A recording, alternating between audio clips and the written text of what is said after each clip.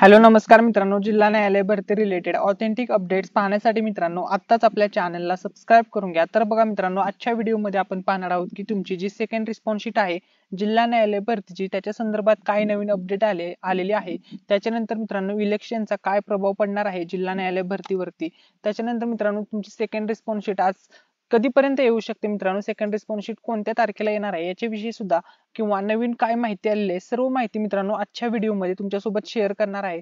जर मित्रांनो तुम्ही चॅनलवरती नवीन आला असाल तर व्हिडिओला लाईक करायला विसरू नका। आणि मित्रांनो, आपला एक टेलिग्राम चॅनल आहे, त्या टेलिग्राम चॅनलची लिंक तुम्हाला डिस्क्रिप्शन मध्ये भेटेल। आपल्या टेलिग्राम चॅनलचं नाव आहे मित्रांनो मराठी अनिकेत। जवळपास आपले 1300 सबस्क्रायबर्स आहेत त्या चॅनलवरती।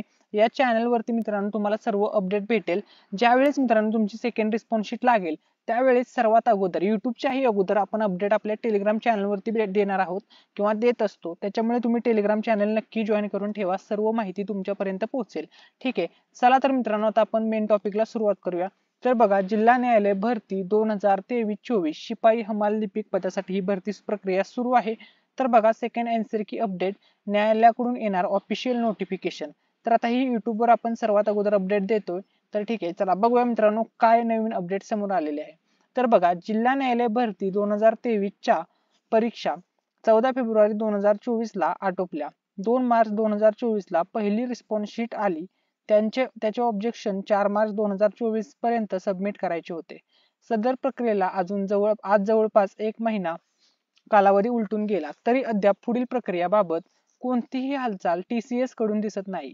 त्यामुळे अनेक विद्यार्थी रोज मेसेज कॉल करत असल्याने तर बघा, आता ही एक नवीन अपडेट समोर आलेली आहे की आता बघा कधीपर्यंत तुमची सेकंड रिस्पॉन्स शीट येऊ शकते किंवा पुढची काय प्रोसेस असणार आहे हे समजून घ्या। तर बघा, माननीय 10 एप्रिलची अपडेट आहे मित्रांनो। तर बघा, माननीय उच्च न्यायालयातील परिचित व्यक्तीकडून याबाबत माहिती घेतली असता।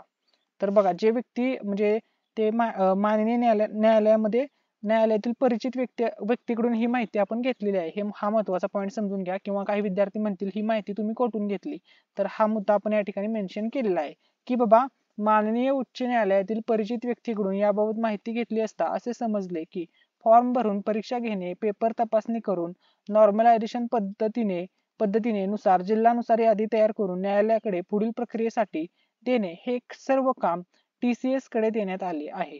सदर प्रक्रिया तूर्त न्यायालयाकडे नाही तरी या 3 दिवसात न्यायालयाकडून याबाबत नोटिफिकेशन येईल असे संकेत मिळालेले आहेत।